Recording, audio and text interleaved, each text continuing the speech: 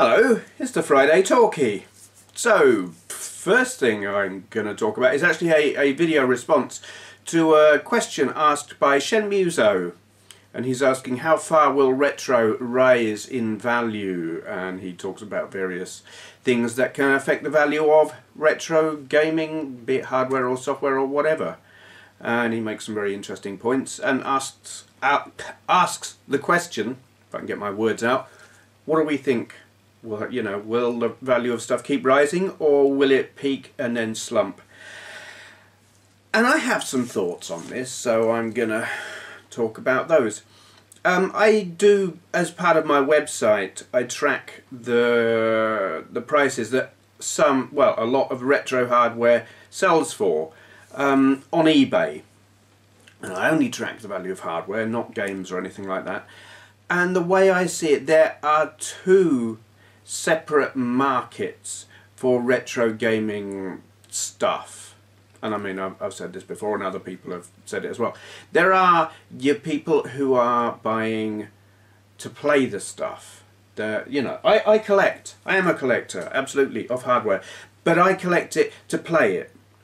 There are very few systems here that I don't play, haven't played, don't want to play. There are one or two that aren't fully working, so I can't play them yet, but you know, sooner or later I will get them sorted and I'll play them, and that's why I collect. And so, you know, all of my stuff sits here on the shelves.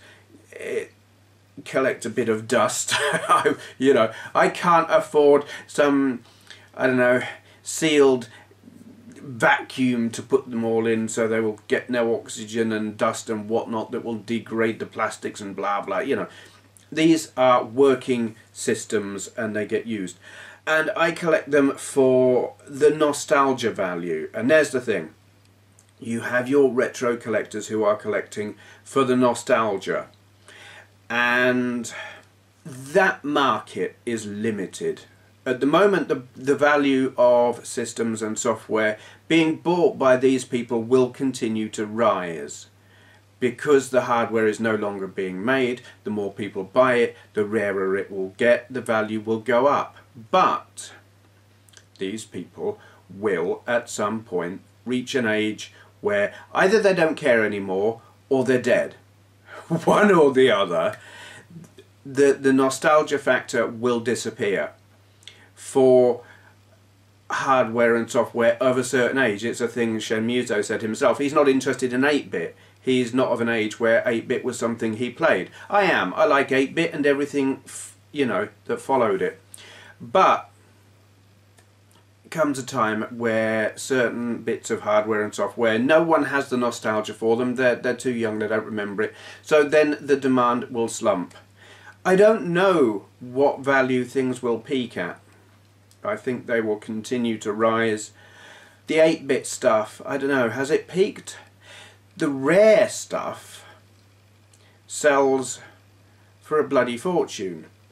But, I mean, Jupiter Aces, it's 8-bit, it's rare. Those will sell for crazy money, still. And maybe they always will. But are they being bought by people who feel nostalgia for them? I don't know. And that brings me to the other group, area of the market, if you like. Collectors who are collecting as an investment. And these people will only buy boxed, immaculate, probably sealed and never used examples. And they will pay silly money. And as items become rarer, they will continue to rise in value. And I don't believe there is any nostalgia involved in these kind of collectors. It's like if you watch Antiques Roadshow and some of these other auction programs that they're putting on TV now. If you get a toy, or anything else, but generally we're talking like the toy market, if it's boxed and old, it will sell for a lot. The moment it's out of the box, the value's gone. There was a guy who bought some, it was toy buses. No, it was a toy bus and 3 toy cars. And he thought, yeah, that's got to be worth like 60, 70, 80 quid, he thought. They were tatty as hell. They'd obviously been played with. They were all in one piece, but they were a bit rough. And he thought, they're really old. And they were really old. That they were, I don't know, 50, 60 years old perhaps, something like that, I don't know. And they sold for about 15 quid. and he thought just because it's old it'll be worth a lot, and it's not the case. Comes a point where if nostalgia isn't a factor, it's got to be immaculate. But if it is immaculate, and if those things had been boxed and in really good condition, they would have gone for a lot more. And I think it's the same with gaming hardware. If you get it boxed, immaculate, sealed, never been used, it could be 200 years down the line, that will sell for an absolute bloody fortune, because nostalgia isn't a factor. It's not being bought to be played, it's being bought for its rarity or its historic value. Looking on eBay, I mean, it is interesting because you do get some people who don't understand how it works. There is a character on there who a lot of people will have seen this person's items for sale. Retro gaming hardware, generally computers, selling for insane prices. For rarer systems, but they're not boxed, they're often quite tatty. I've seen this person selling a Enterprise, I can't remember if it's 64 or 128, for something crazy like £500 or £600, unboxed, without even the little top on the joystick. Now I've got one of those. I've got an Enterprise 64 box. I have the box, it's immaculate, it's got the top on the thing, it's got everything that came with it originally, and it cost £170 a couple of years ago. You know, as good as you could possibly get in terms of condition and everything. Bloody immaculate, 170 quid. And here's this guy selling them unboxed, generally quite tatty looking. Buy it now for insane £500-600, and this person is doing that all the time. You'll see them selling stuff that's just run of the mill in terms of condition, but it's the slightly rarer stuff, and they're always a buy it now of an insane, stupid, jacked up price, at least usually 3 times the going rate. And I think, is this person mad? And the answer to that must be no. They wouldn't be doing this if there weren't some people out there who were daft enough to think that that's the going rate. This must be really, really rare if it's costing this much. I've got to have it. And it's crazy. But there is this thing on eBay of people not actually understanding the buy it now price. They see that and they think that's the going price. It's not ever the going price. That is the price you pay if you really, really, really, really want that item and you're not prepared to go through the process of bidding, or you're scared that you're going to get outbid, so you'll pay that, and that is a massively inflated price. And some people see it and they just think that's the going rate, and that in itself inflates the going rate.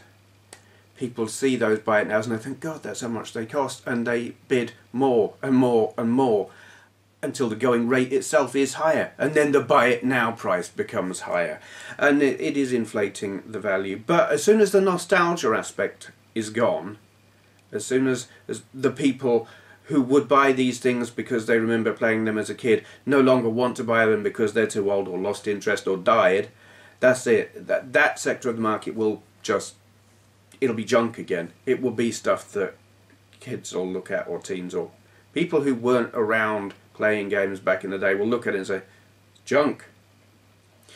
I have a video up, it's an example of this, of my Commodore PET, and there's been a comment and followed by other comments where this person sort of looked at the PET and said, my iPhone's got a more powerful CPU than that. Yeah, way to miss the point. But there's the thing. There will be generations of people, younger people, who don't appreciate what this older stuff is. It means something to us, is worth something to us. But for people who haven't lived in that era, it's worthless, it's junk.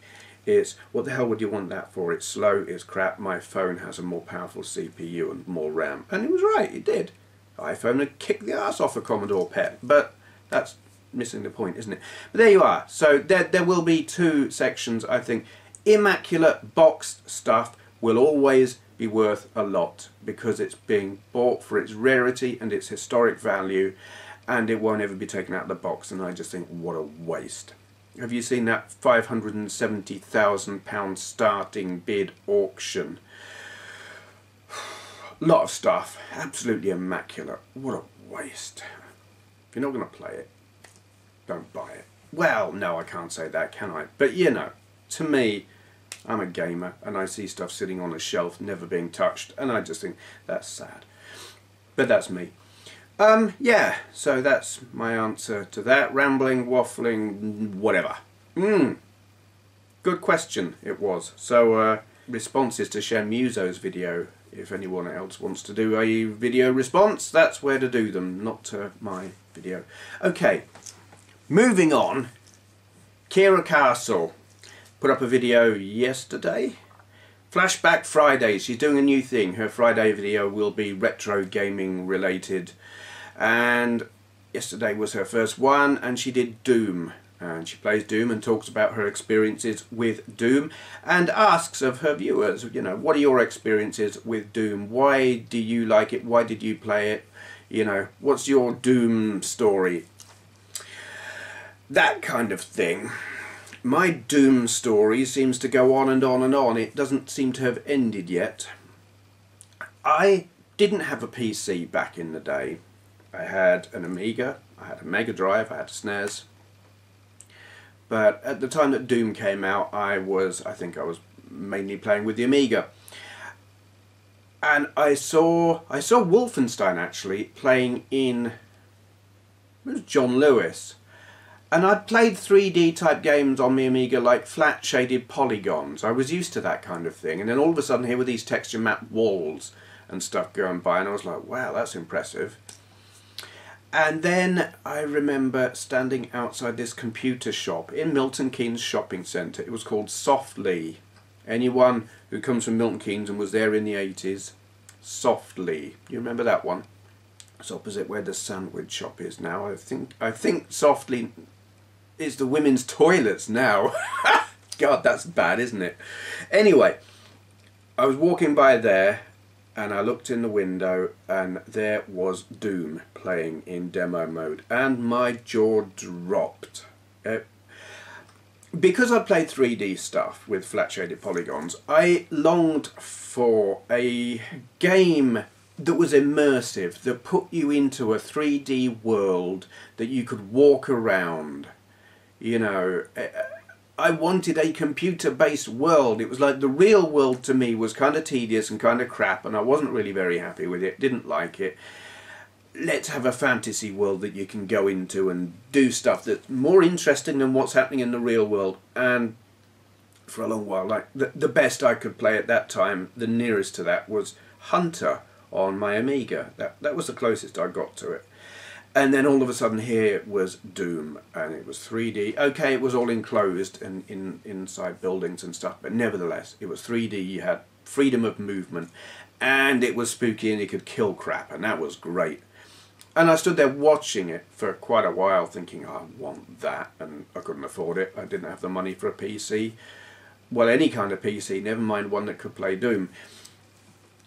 And then I got a 32X. And there's a story behind this as well. Doom on the 32X and me. I played Doom on the 32X and it makes me feel sad because just before I bought my 32X, which was just before Christmas 1994, I split up with my girlfriend who I'd been with for 5 years, and that Christmas I was miserable as sin, and I spent all day Christmas Day playing Doom, virtual racing, Star Wars thing. And I see Doom on the 32X now, and I just remember sitting there playing it and just being really miserable. But I loved the game, and I played it. There was a day, and I can't remember if it was Christmas Day or just before or just after or whatever, where I played Doom non-stop for pretty much the whole day. And I went to bed that night and closed my eyes, and all I could see were walls and corridors and things moving around. I mean, it really messed my head up. it was a little bit scary, because it was like I closed my eyes and Doom was still there. I was still in the game. It wouldn't go away. That's the only time I've ever had that happen with a game. Something to do with the movement or the immersiveness, I don't know, but it really...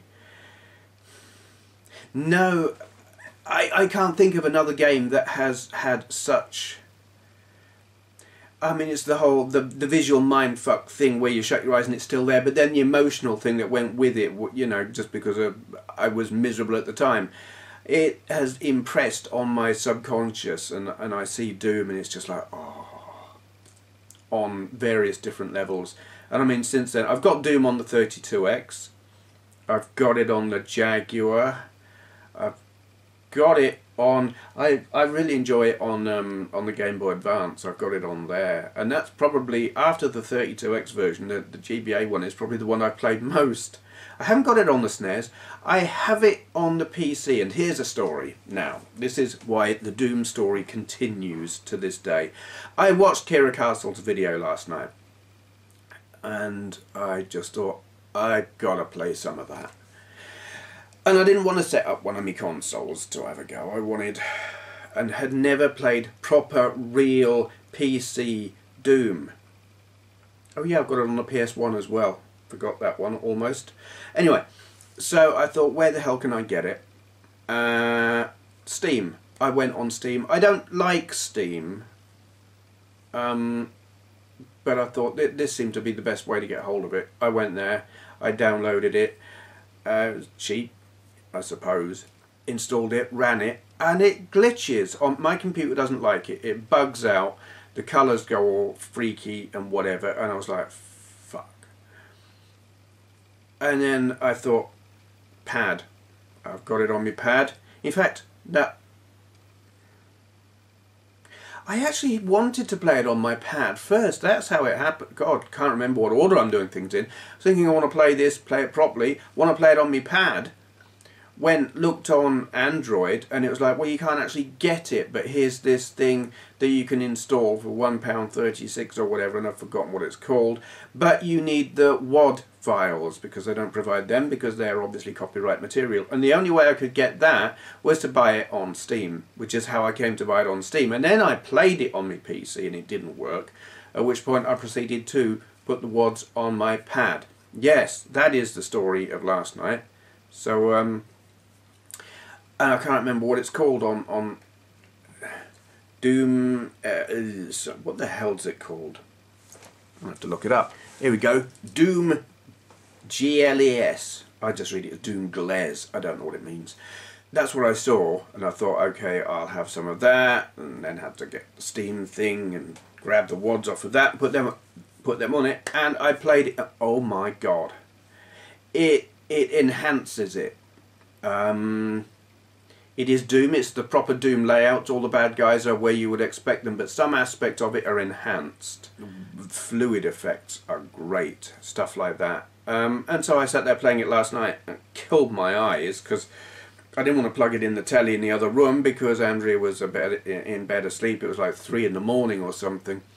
So I was playing it on my pad, and that quite hurt my eyes, which isn't a good thing for me to do at the moment, as you'll probably realise. So anyway, I'm going to be bunging that on the big telly later and recording a video of that, so you can expect Doom Glaze video on Playing Android Badly sometime early next week. Yeah, so I mean, for me, Doom has been a continual thing for me ever since, what, 94? Something like that. And I love it. I've got Doom 3 on my PC. And I liked it, but to me it's like, it's not Doom. It's a really good, spooky, action-filled first-person shooter. But Doom is Doom, and anything other than Doom is not Doom. Yeah, love it. It's totally one of my favourite games ever, and you know, there are and always will be more advanced first-person shooters, but they'll never be Doom. Nothing else. I mean, I played clones of Doom back in the day on my Amiga. I played the most enjoyable that I played was Gloom, but Alien Breed 3D and Alien Breed 3D 2 were fun, and kind of came out of the Doom concept, but can't beat the real thing. Okay, that's about all I've got to say about that. I'm going to swing the camera around. I've got a shout out. I've got to find them first, because I can't remember who it is offhand. I know what it is about them that I want to mention, but I've forgotten who it is, so bear with me. Okay, here we go. Now, normally I shout out channels that have only got like a few subscribers. This one's doing somewhat better, 2,294 at the moment. It is the GamerGeezer, whose channel I only stumbled across a couple of nights ago. It kind of breaks every rule I have for the kind of channels I shout out.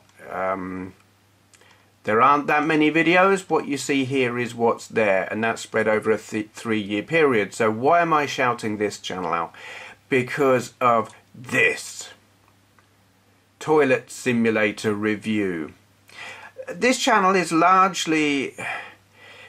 they are humorous reviews of kind of strange simulators. Garbage truck simulator, fighting simulator, bungee jumping simulator, and he's got this fantastic dry British sense of humour.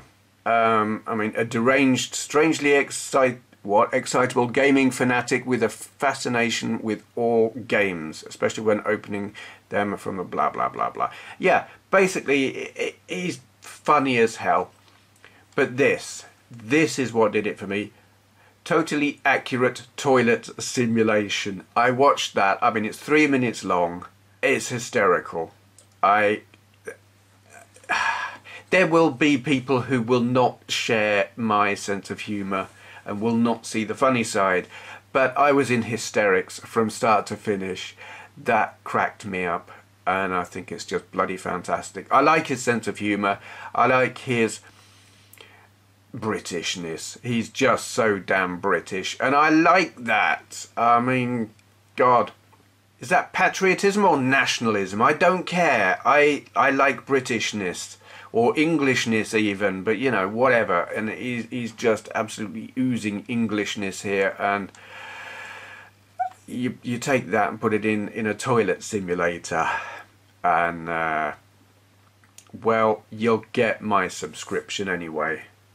And there I am saying that, and I subscribed. What's this all about? What?